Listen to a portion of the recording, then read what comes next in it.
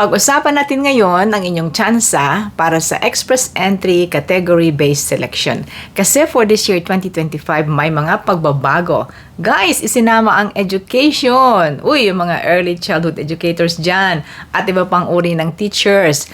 At bukod dyan, cook, machinist, pati mga cabinet makers, butcher, pati ang mga insurance agents and brokers. Pero meron ding mga nabawas, katulad po ng transport sector at pinaunti rin yung agriculture. So yun ang ating topic ngayon guys, ang category-based selection ng Express Entry na pwede kayong mag-apply kahit outside Canada, kahit nasan kayo, kahit nasa Pilipinas man kayo. So yun ang ating topic ngayon, stay tuned! Hello and welcome back guys. Si Ate Manchi po ito. At muli another topic about Canada. As usual, para sa inyong kaalaman guys. Siyempre gusto ko kayong imbitahan na mag-subscribe sa aking channel kung gusto niyo po ang ganitong klase ng mga paksa. You can also follow me sa aking Facebook page na Menchis Filcan Life and you can join and be a member of this channel. At gusto ko na nga pasalamatan po ang ating mga channel members. Thank you kay Nani, kay Maria Amaya, Marilyn Macalintal Calderon, kay Jennifer Palanas, kay Josefina Ferruelo, Nenette Lapira, kay Jen C, Thriving Mom Advisor, kay Jesseline Ochoa, Johnson Pangilinan, kay Corazon Binene, Joy Gabriel Channel X, kay Marjo Jumento, Marciano at Nympha. Salamat po sa inyong support sa aking channel. And now, let's go to our topic. Una sa lahat, paglilinaw guys, no? Linawin natin. Ang ating pag-uusapan ay ang category-based selection ng Express Entry. Kasi po meron pang ibang mga selection ang Express Entry, yung kanilang general draw na base sa taas ng inyong points at saka meron pang provincial nominee draw at ito na nga yung category-based. Category po bago lang ito guys. Ito ay nilagay nila kasi merong mga occupations na kailangan ng Canada pero hindi makaabot doon sa matataas na score. Imagine mahigit 500 po ang points na kailangan makuha mo para ma-pull out ka at mapili to apply no for the PR programs. Nag-select sila ng ilang mga kategorya ng mga sectors, ng mga occupations na very much in need sa Canada. At kahit yung score mo ay hindi kasing taas nung 500, pwede ka nilang mapili. Yun. So, ito yung pag-uusapan natin guys, yung category-based. Kung kayo po ay bago sa paksang ito na tungkol sa Express Entry, ang Express Entry po ay isang computerized application system para sa permanent residency sa Canada. 3 programa po ang sakop nito, ang Federal Skilled Workers, ang Federal Skilled Trades, at saka ang Canadian Experience Class. Yung Canadian Experience Class po yung may mga experience na sa pagtatrabaho sa Canada. Proven guys na last year 2024, marami pong na-invite sa category-based draw. Hanggang ngayong early 2025. Ito po yung numbers ng mga na-invite nila. Healthcare, noong February 2024, nag-invite sila ng 3,000 healthcare workers. Transport sector, noong March, 975. Sa STEM, Science and Technology, ay nag-invite sila ng 4,500 noong pong April. Healthcare, noong July, 3,750. French language, noong July, 1,800. French language again, noong August, 2,000. French language again, October 10, 1,000. Trades occupation guys. Noong October ay nag-invite sila ng 1,800. And French language again noong November 15, 800. And again, February 19, French 6,500. Ang daming French guys. Priority po ang French speakers. And for this year, magdo-draw po sila ulit. Mamaya sa dulo ay pahapyawan ko rin po yung paano ba kayo mag-a-apply sa Express Entry, no? For the meantime, ang ating pag-usapan ay ang category-based selection na binago for this year. So guys, for this year 2025, ito po ang current na categories sa Express Entry. 1. French language proficiency. Number 2. Healthcare and social services occupations. Number 3. STEM. Science, Technology, Engineering, and Mathematics. Number 4, trade occupations. Number 5, agriculture and agri-food occupations. And ika-6 po ay ang education occupations.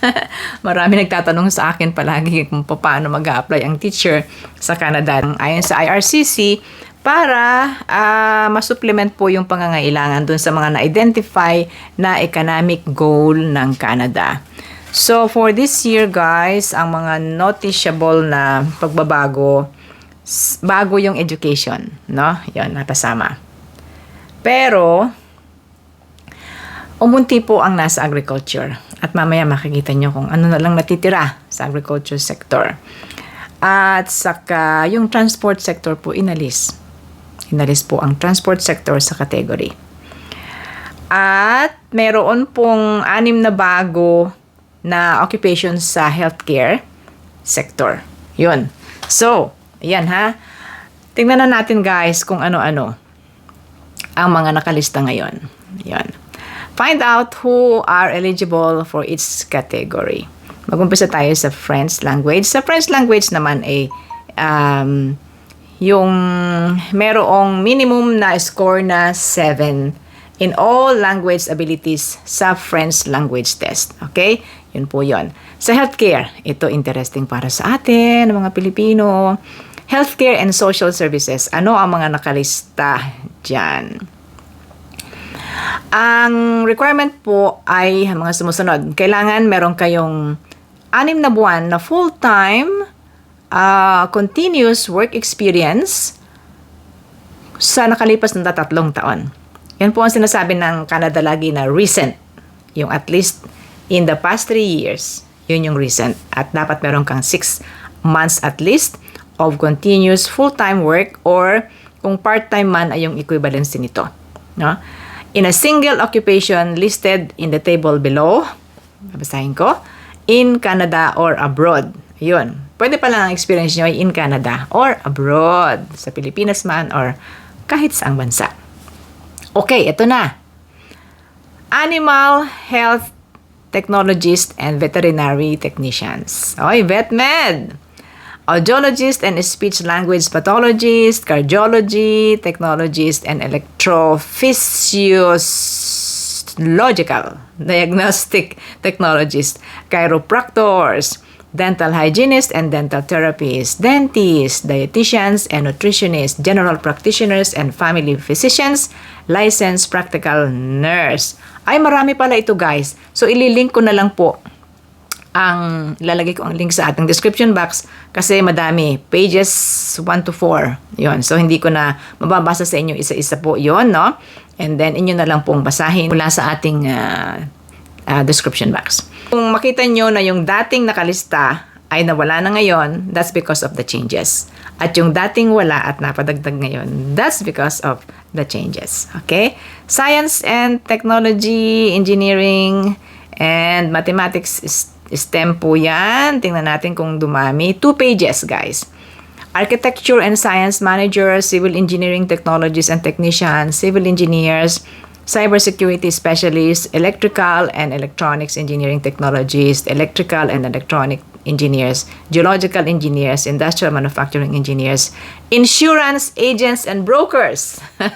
Ito yung sabi nila, bakit nagka-insurance? Well, kung kayo ay insurance, broker, and agent, pwede kayong mapili dito sa STEM category. Okay? Mechanical engineering technologies, technicians, etc. May page 2 pa. Tingnan ko kung marami yung page 2. Ay, isa na lang pala, mechanical engineers. Yun po ang STEM category. Trade. Trade occupations naman. Sa trade, 3 pages. 3 pages po itong sa larangan ng trade. Yan. Oh, take note, mga kababayan. Pakinggan po ninyo.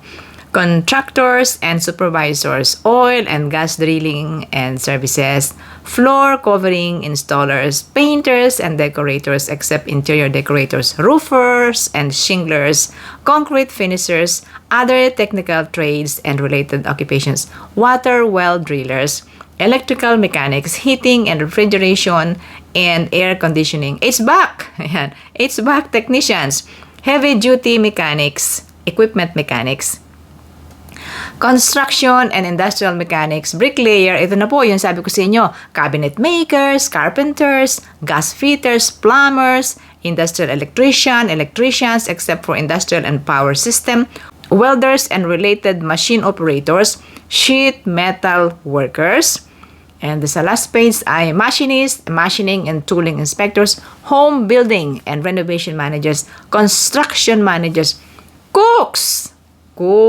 ayan, at ang construction estimators. Number 5 na tayo, agriculture and agri-food occupations. I-click natin, guys. Click natin. Yun. Iisa po, butchers, retail, and wholesale. Yun yung sabi nila, bakit umunti? Hindi, umunti, isa na lang. Butcher, retail, and wholesale. Yan lang po ang natitira sa agriculture and agri-food occupations. Ngayon, let's go to the new one, education occupations. Uy, mga teachers, ma'am and sir, eto na. 5 na occupations, guys. Elementary and secondary school teacher assistants, instructors of persons with disabilities, early childhood educators and assistants, elementary school and kindergarten teachers, secondary school teachers. Yay! Yun! Anong Ate Menchi, yung mga sinasabi mong yan, paano kami mag-a-apply? Apply po as in, maghintay kayo ng tsansa na kayo ay mapili. Okay? At pag napili, saka pa lang kayo mag-a-apply to the PR program. May pre-selection. Kung kasama ang inyong occupation sa mga binanggit ko, ang gagawin ninyo, pag-aralan niyong mabuti po ang express entry. Sabagat sa express entry, merong pong point system. May point system po dyan sa inyong occupation. May point system sa inyong age, sa inyong English language proficiency. So, dapat po ay kukuha kayo na ng English test. Tapos, ang education ay meron ding points yan. At pwede niyong makita po sa website. Ang first step sa pag-apply ay mag-create kayo ng inyong Express Entry profile at ilalagay yan sa Express Entry pool. How the pool works, create your profile at iba pa nasa website. Ilalagay ko po sa description box ang link nito. Create your profile, ano mga dokumentong kailangan ihanda, lahat ng yan po ay nasa link. And then, submit your profile. You have 60 days to complete and submit your Express Entry profile. At yung pong pool na yan, nandyan ang inyong application, ang inyong profile. Diyan sila pipili nang bibigyan ng ITA invitation to apply to the PR program. Based. Sa category based, guys, meron din silang tinitingnan na score but that's lower than the cut-off score na mataas. Proof of funds. May proof of funds? Yes, may proof of funds po. Ilalagay ko rin ang proof of funds dyan sa ating screen. So, ang sistema, pag napili na po kayo dyan sa category based na yan, na-draw kayo at binigyan kayo ng ITA. ITA, Invitation to Apply. Pag pinadalhan na po kayo ng Invitation to Apply, may kasama na yung paliwanag na dyan kung paano kayo mag-a-apply sa Permanent Residency Program. How long is the processing time? Ito pong Express Entry kasi isa sa, sabi nila mabilis. Kasi, ang rule dyan is 6 months after you apply ay magkakaroon na ng resulta. Ay magkakaresult ang inyong application for permanent residency. Wala pong bayad ang pag-create ng Express Entry profile. Pero may fee kung kayo mag-a-apply na ng inyong permanent residency program. At ayan guys sa screen ang fee. Settlement funds, ayan din po ang listahan. Yun. Kung nagustuhan nyo ang ating video, please subscribe to my channel. You can follow me sa aking Facebook page na Menchie's Philcon Life and you can join and be a member of this channel. Thank you, channel members. Thank you kay Nani, kay Maria Amaya, Marilyn Macalintal Calderon, kay Jennifer Palanas, kay Josefina Ferruelo, Nenette Lapira, kay Jen C, Thriving Mom Advisor, kay Jesseline Ochoa, Johnson Pangilinan, kay Corazon Binene, Joy Gabriel Channel X, kay Marjo Jumento, Marciano at Nympha. Salamat po sa inyong support sa aking channel. Yun na muna guys, Ate Menchie from Toronto. Maraming salamat sa inyong panonood. Hanggang sa susunod nating video. Bye!